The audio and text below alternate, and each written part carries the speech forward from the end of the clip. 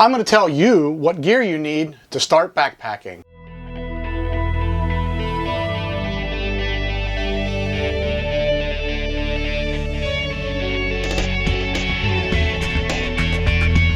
What's up, backpackers? I'm Dan. Welcome to Backpacking Adventures, where we talk about backpacking, hiking, and gear. And if those things interest you, make sure you hit that subscribe button and click on that bell so you don't miss a thing. Today I'm going to talk to you about the types of gear you're going to need to start backpacking. I'm going to tell you the types of things you're going to need generally in your basic kit. I'm going to have later videos that detail out each specific one. In those later videos, I'm going to tell you specifically what to look for, so when you go buy this gear, you'll know what to get. And you'll be able to find what's best for you. So this video is going to give you a good understanding on the general things you're going to need to start backpacking. If you watch my video in this series on the mistakes and how to avoid them, you're going to remember my number 2 mistake, which was don't spend a lot of money. So first off, don't go out and buy everything. Like I said in my earlier video, try to borrow as much as you can to see if you like it, so you don't waste money. Okay, let's get into the gear. First thing we're going to talk about is clothes. What do you need to wear? There's a saying in the hiker community that cotton kills. You want to avoid cotton if you can. Cotton absorbs water, it does not dry very quick, and if the temperatures get cold, you could risk hypothermia. So you need something synthetic, like a tech tee. You don't need to go out and buy an Under Armour or Nike. You can go to Walmart or Target and just get a cheap one. After all, you're going to be out in the woods, they're going to be dirty, and they're certainly going to smell. You want your clothes to be comfortable, breathable, and most importantly, when you're choosing your clothes for a specific trip, you want to make sure you take into account the weather. If it's going to be colder, you're going to take more layers. If it's going to be warmer, you can get away with taking less layers. But the same holds true, always wear synthetic. Now, what do you wear on your feet? First, when you're just starting out backpacking, you don't need to go buy hiking boots or trail runners out of the gate. Your current sneakers will work just fine, provided they have enough traction and they support your feet appropriately. But your sneakers are gonna do just fine the first time. Most hikers either use hiking boots or trail runners. Hiking boots do provide more support to your ankles. They're usually more rigid, their soles are firmer, and they usually take a period of time to break in. On the other hand, trail runners are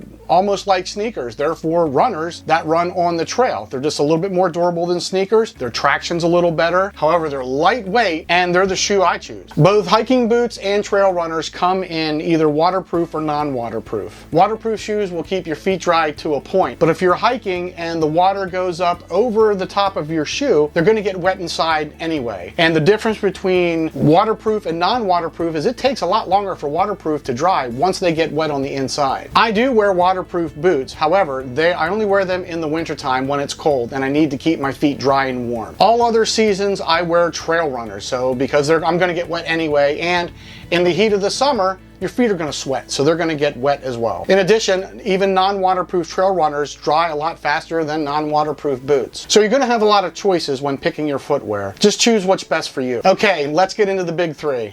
The big 3 is your backpack, your sleep system, and your shelter. They're called that because they usually take up the most room, and they're usually the heaviest things you're going to have to buy. So you're going to need something to carry everything in. So you're going to need a backpack. Make sure you do the research before you get a backpack. There's many different kinds of backpacks, many shapes, sizes, made of all different kinds of materials.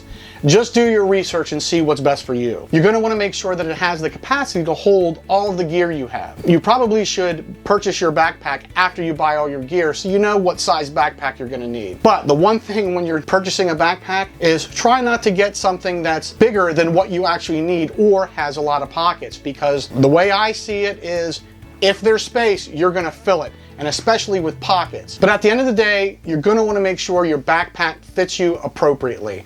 So go to an outfitter, go to REI, go somewhere where they will measure you and make sure that they get the fit right for you. So now you're going to need some sort of shelter, something to keep you dry out of the elements. There are several options out there. There are your regular tents. There's tarp camping, hammock camping, even bivvies. For me, I prefer a hammock setup over a tent or anything else because I get the best sleep in a hammock. But the typical type that most beginner backpackers start out with is a tent. They're pretty straightforward to set up. You're enclosed in to get you over a little bit of that fear of being out in the woods, and they keep you really dry. And when you're looking at tents, you can get a cheap tent for anywhere from $50 to the most expensive backpacking tents made of Dyneema composite, which can run up to $800. If you choose a hammock setup, you're also going going to need a tarp to keep you dry. And you don't need an expensive one. You could just go to your local hardware store and buy one of those big blue tarps, but they work just as well. You're going to want to look for the size of tent or tarp that you need that's going to best fit your needs. Are you going to want a one-person tent, or are you going to want something with a little more room that you can put your gear in with you? Your sleep system is your insulation. It's what keeps you warm. This also includes a sleeping pad, or if you're a hammock camper, an underquilt. But what you choose is going to depend on what shelter system you pick. If you choose a tent, you're going to need a sleeping pad and either a top quilt or a sleeping bag. If you choose a hammock and you already have a sleeping pad and sleeping bag, you can use them in your hammock. I did in the very beginning. But in most cases, you're going to want some kind of underquilt. Now for your cook kit and food storage. You're going to need to eat on the trail, and most likely you're going to do some kind of cooking. There are several options out there. There's a traditional canister stove. A canister stove is a small stove that screws onto a canister of butane or some kind of fuel. It's kind of like a gas grill. There's also an alcohol stove, which you can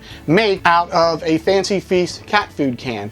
Basically, it's a canister. You pour a little denatured alcohol in and you light that. You could also cook over a campfire. You have to be careful. If it's raining, you're most likely not going to be able to make a fire. Another option is to not cook at all. You could go stoveless. You could eat wraps all the time, or foods or bars that you don't have to do any cooking. And there's also something called cold soaking, where you have your dehydrated food and you just pour water and let it rehydrate for a period of time, but you don't use hot water. Next, water filters and water storage. When you're hiking and backpacking, you're going to need water both to drink and to cook with, provided you chose to cook with some kind of stove. So how do you get water, or do you just carry it all with you? If you're going on a short trip, you could probably carry all your water with you. If you're going to hike in and out for a mile or two, that probably will work perfectly. However, if you're going to go any significant distance, it's not going to be practical to carry gallons of water with you. Me, I only carry at the most 2 liters of water at any given time, but I filter my water frequently at water sources. On trails where I hike, you're usually passing a water source anywhere between 5 to 10 miles,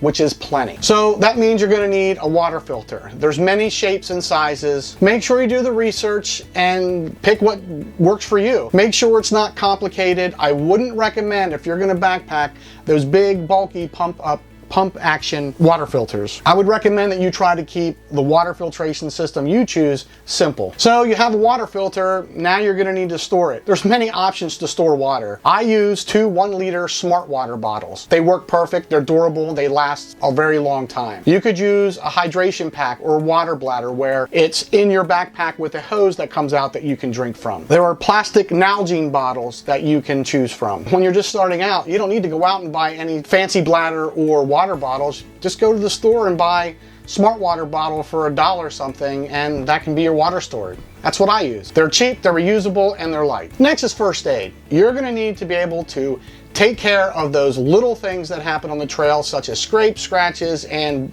most of all, blisters. When you choose or make a first aid kit, just keep in mind that the most that you're probably going to have to deal with is blisters or very small cuts or bug bites. And you may think you need to go out and buy one of those big survival first aid kits that have 100 bandages and sutures and blood clotting and a tourniquet. You don't need all that. I'm going to get into my first aid kit in a later series, and you're going to see it's quite small with not much in it, and the most I've used of it were Leukotape for blisters and my ibuprofen for any kind of aches and pains. And that's it. Also keep in mind with first aid, you can use things that you already have for multiple purposes. You can make a shirt into a sling if you would need to, or a trekking pole into a splint. So just keep that in mind. You want to make sure that things are dual purpose. Next is hygiene. How do you keep clean in the woods? You may be surprised, but you don't really need to take that much stuff. You basically need a toothbrush, toothpaste, some toilet paper. That's usually about it. Some people take wet wipes, that's just what they prefer. In addition, depending on the time of year, you may also need bug spray. I know one thing you're thinking about is deodorant, but I don't take deodorant. When you're out hiking and sweating, even if you have deodorant on, you're gonna smell. It's just extra weight that you don't need to take. Next is electronics. First and foremost, you're gonna need some kind of light. You can choose a headlamp or even just take a little flashlight that you already have. As far as what other gear you're gonna need, that depends on what you take. If you take a cell phone and you're going for multiple days, you may need to take your cord, may need a battery bank to power it. So basically all the electronics are going to depend on what you're taking with you. Again, this was the basic gear you're going to need to start backpacking. Overall, you can take whatever gear you want to take. You can take chairs, you can take speakers,